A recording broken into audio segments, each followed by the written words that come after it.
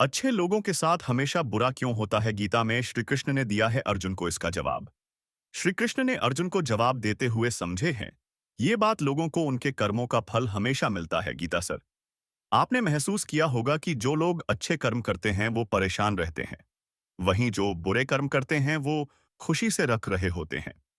अच्छे कर्म करने वाले परेशान होते हैं कि आखिर उन्हें इतनी परीक्षा क्यों देनी पड़ रही है, जबकि जो धर्म की राह में है वह खुश हैं और जिंदगी का लुत्फ उठा रहे हैं। अगर आपके माँ में भी यह सवाल आया है तो आज हम आपको इसका जवाब देंगे। ये जवाब वो है जो भागवत गीता में लिखा है। लेकिन दोस्तों, वीडियो में आगे बढ़ने से पहले मैं भगवान श्री कृष्ण से हाथ जोड़कर विनती करते कि हे प्रभु, जो भी इस वीडियो को शुरू से लेकर लास्ट तक देखेगा और चैनल को सब्सक्राइब करेगा, तो हे प्रभु, उन भक्तों के जो सपना है वह जरूर पूरा करना श्री कृष्ण ने अर्जुन को दिया था। भागवत गीता में वर्णित कथा के अनुसार जब भी अर्जुन के मां में कोई दुविधा होती थी तो वह श्री कृष्ण के पास पहुंच जाते थे। एक बार की बात है, अर्जुन ने भगवान श्री कृष्ण के समीप आशो कर कहा कि वो दुविधा में है और इसका जवाब वो श्री कृष्ण से चाहते हैं। श्री कृष्ण ने पूछा कि क्या सवाल है? अर्जुन ने कहा, मुझे यह जानना है कि अच्छे लोगों के साथ हमेशा बड़ा ही क्यों होता है, वही बुरे लोग खुशहाल दिखते हैं। अर्जुन के मुंह से ऐसी बातें सुनकर श्री कृष्ण मुस्कुराए और कहा, मनुष्य जैसा सोचता है और महसूस करता है वैसा कुछ नहीं होता है, बल्कि अज्ञानता की वजह से वो सच्चाई नहीं समझ पाता है। अर्जुन उनकी ये बात समझ नहीं पाए। इसके बाद श्री कृष्ण ने क्या कहा वह जानते हैं। श्री कृष्ण ने अर्जुन से कहा, पार्थ, मैं तुम्हें एक कथा सुनता हूं।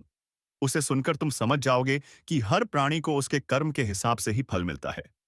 प्रकृति हर किसी को अपनी रंग चुनने का मौका देती है। अब वो मनुष्य की इच्छा पर निर्भर करता है कि उसे धर्म की रतारेम चुननी है या धर्म की कथा। शुरू करते हुए श्री कृष्ण ने कहा, एक नगर में दो पुरुष रहा करते थे। एक पुरुष व्यापारी था जिसके जीवन में धर्म की बहुत महत्व थी। वह पूजा पाठ में यकीन रखना था। वह हर रोज मंदिर जाता था और दान धर्म भी करता था और हर रोज भगवान की पूजा सकता था। वहीं दूसरा पुरुष बिल्कुल विपरीत था।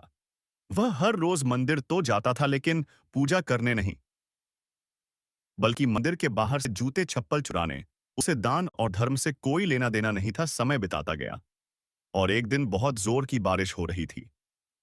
जैसे मंदिर में पुजारी के अलावा कोई नहीं था। ये बात जब दूसरे पुरुष को पता चली तो उसने कहा कि ये सही मौका है मंदिर का धन चुराने का।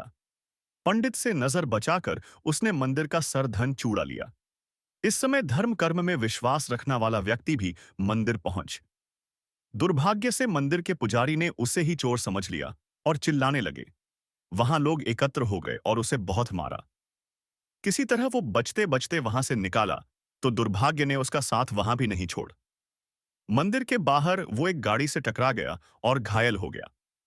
फिर वो व्यापारी लंगड़ाते हुए घर जान लगा तो रास्ते में उसकी मुलाकात उसे पुरुष से हुई जिसने मंदिर से धन चुराया था। उसने कहा, आज तो मेरी किस्मत चमक गई, एक साथ इतना सर धन मिल गया। यह सब देखकर उसे बहुत बड़ा लगा और उसने अपने घर से भगवान की साड़ी तस्वीर निकाल दी। कुछ सालों बाद दोनों पुरुषों की मृत्यु हो गई। किस वजह से हो गई? करने के बाद जब दोनों यमराज की सभा में पहुंचे और भले पुरुष ने दूसरे व्यक्ति को देखा तो उसे बहुत गुस्सा आया।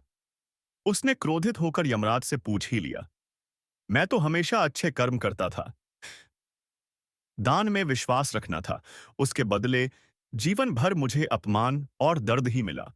और इस व्यक्ति को नोटों से भारी पतली, आखिर ऐसा भेदभाव क्यों? इस पर यमराज ने कहा, पुत्र, तुम गलत समझ रहे हो। जी दिन तुम्हारी गाड़ी से टक्कर हुई थी, वह दिन तुम्हारे जीवन का आखिरी दिन था, परंतु तुम्हारे अच्छे कर्मों की वजह से तुम्हारी मौत सिर्फ एक छोटी सी चोट में बदल गई। तुम इस दुष्ट व्यक्ति के बड़े में जानना चाहते हो।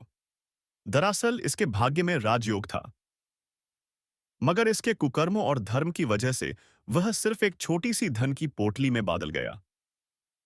कथा सुनने के बाद श्री कृष्ण अर्जुन से कहते हैं, पार्थ, क्या अब तुम्हें तुम्हारे सवाल का जवाब मिल गया?